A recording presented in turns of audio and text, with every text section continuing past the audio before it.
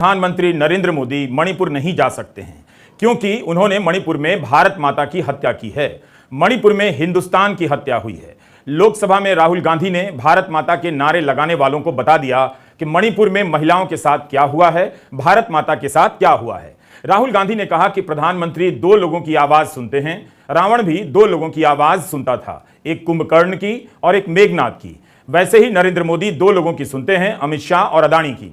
राहुल गांधी का भाषण कैसा था यह बीजेपी के नेताओं की प्रतिक्रिया से भी पता चल रहा है। उनके जवाबों में मणिपुर कम, राहुल गांधी ज्यादा नजर आ रहे हैं। राहुल गांधी के भाषण में प्रधानमंत्री और वो दो लोग जिनकी बात वे किया करते हैं ये ज्यादा नजर आ रहे हैं। जैसे मैंने भाषण के शुरुआत में बोला, भारत एक आवाज है, भारत हमारी जनता की आवाज है, दिल की आवाज है। उस आवाज की हत्या आपने मणिपुर में की। इसका मतलब भारत माता की हत्या आपने मणिपुर में की।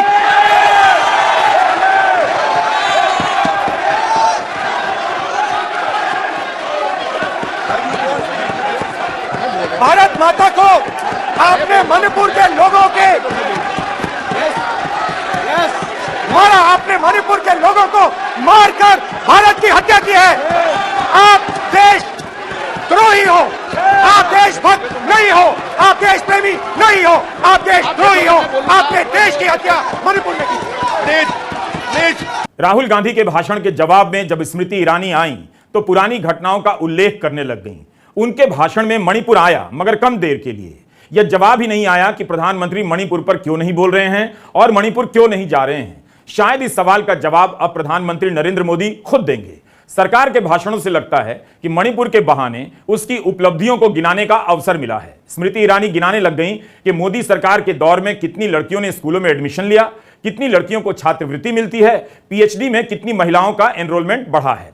राहुल गांधी और स्मृति ईरानी का भाषण कैसा था, मुद्दे पर कितना था, इसमें भावुकता कितनी थी, नारेबाजी कितनी थी, आप खुद से भी जज करें। दोनों के भाषण आप लोकसभा टीवी के यूट्यूब चैनल पर सुन सकते हैं और वेबसाइट पर जाकर पढ़ सकते हैं। राहुल गांधी के भाषण को 3 हिस्सों में बांटा जा सकता है। पहले हिस्से में उन्होंने भारत जोड़ो यात्रा से जुड़े अपने अनुभव को विस्तार से बताया कि कैसे उनके भीतर का अहंकार खत्म हो गया और वो दूसरों की आवाज सुनने लग गए।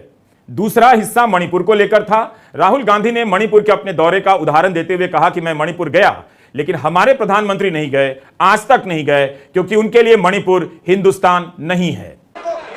स्पीकर सर, भारत एक आवाज है, भारत इस देश के सब लोगों की आवाज है और अगर हम उस आवाज को सुनना चाहते हैं, हमें अहंकार को, नफरत को मिटाना पड़ेगा। स्पीकर सर, कुछ ही दिन पहले मैं मणिपुर गया, हमारे प्रधानमंत्री नहीं गए, आज तक नहीं गए,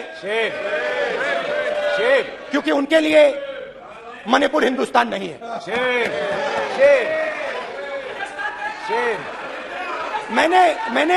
मैंने मणिपुर शब्द प्रयोग किया, मगर आज की सच्चाई यह है कि मणिपुर नहीं बचा है।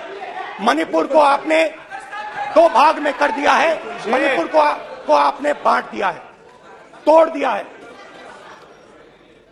मैं मणिपुर में रिलीफ कैंप्स में गया। रिलीफ कैंप में आज जा रहा हूं। मणिपुर में रिलीफ कैंप में मैंने महिलाओं से बात की। मैं मणिपुर गया और मणिपुर के कैंप्स में मैंने महिलाओं से बात की, बच्चों से बात की, जो हमारे प्रधानमंत्री जी ने आज तक नहीं किया। ये तस्वीरें राहुल गांधी के मणिपुर दौरे की हैं। यह सवाल केवल राहुल गांधी का नहीं है। आखिर आम जनता भी जानना चाहती होगी कि जहां विपक्ष के सांसद चले गए, हर्षमंदर जैसे समाज सेवी चले गए, वहां देश के प्रधानमंत्री क्यों नहीं गए। 8 अगस्त को